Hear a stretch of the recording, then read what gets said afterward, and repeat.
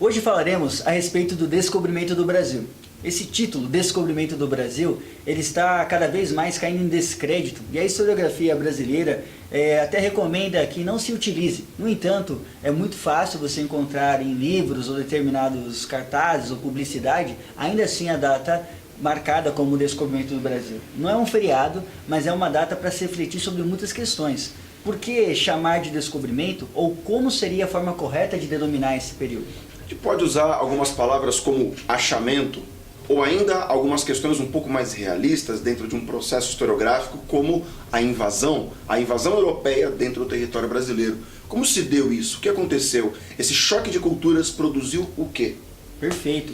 A ideia dessa data, dia 22/4, é conseguir entender qual foi a consequência do processo da expansão marítima europeia para o povo que se formaria, que nós chamamos hoje de povo brasileiro. Um povo que até então era totalmente avesso, ou seja, não estava conectado com nada no mundo europeu, não tinha ainda havido nenhum tipo de contato com esse povo, e neste dia é o dia em que ocorreu esse choque.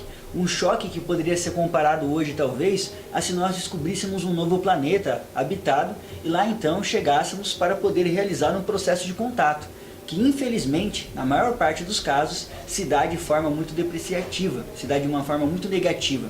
Talvez por isso que esse dia nem seja marcado como um feriado, pois o que aconteceu nesse dia é o início de um triste pesar, de um período histórico muito complexo, que é a nossa colonização.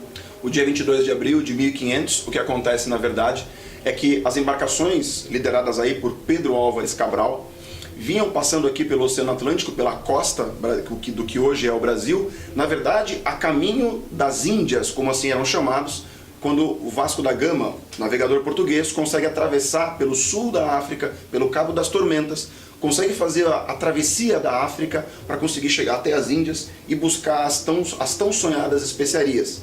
Uma vez que o mar Mediterrâneo estava comprometido, não se podia nenhuma embarcação europeia atravessar o mar Mediterrâneo, porque Constantinopla estava tomada pelos turco-otomanos.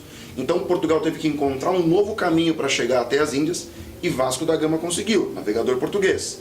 Quando Pedro Álvares Cabral foi fazer esse caminho, quase que por acidente, encontra essas novas terras que é o Brasil. E num primeiro momento não realiza nenhum tipo de expedição ou de ocupação, porque não encontra naquele primeiro momento metais ou algo que possa ser extraído.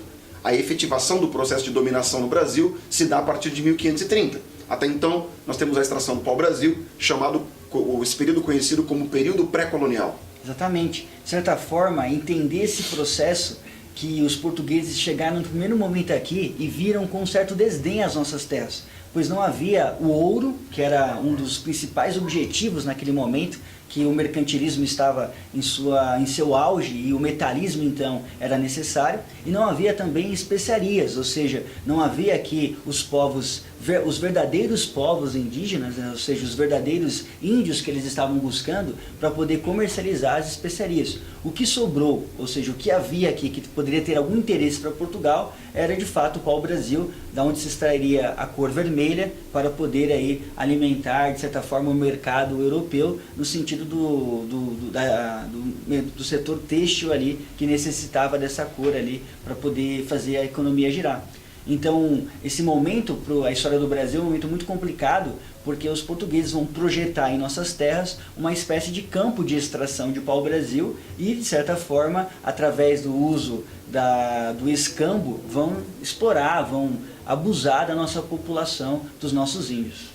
A Carta de Pero Vaz de Caminha, conhecida por todos nós, traz referências ao que de verdade esses portugueses buscavam nessas terras. Como o John falou, o ouro, a prata, e nada disso foi encontrado. E eles colocam como o que de bom temos a fazer nessas terras, talvez seja salvar esses selvagens, salvar esses povos, catequizando-os. Porque nada de riqueza foi encontrado. Dizem da nossa grande quantidade de águas, de terras e do clima favorável, dos ventos bons, agricultura talvez, mas talvez Pero Vaz de Caminha coloca a ideia de que o melhor será catequizar e salvar esses povos selvagens. Sim, não acharam ouro, mas vieram então atrás de almas, tendo em vista também todo o processo da reforma protestante que estava acontecendo, e essa necessidade então era muito grande para a igreja. Então esse dia é para refletir sobre tudo isso, refletir sobre esses impactos culturais que aconteceram aqui em nosso país. Um grande abraço do Centro de Pesquisa Opus Magnum. Não esqueça de acessar o nosso canal www.marcelolambert.com e também o nosso canal no YouTube Marcelo Lambert. Até a próxima!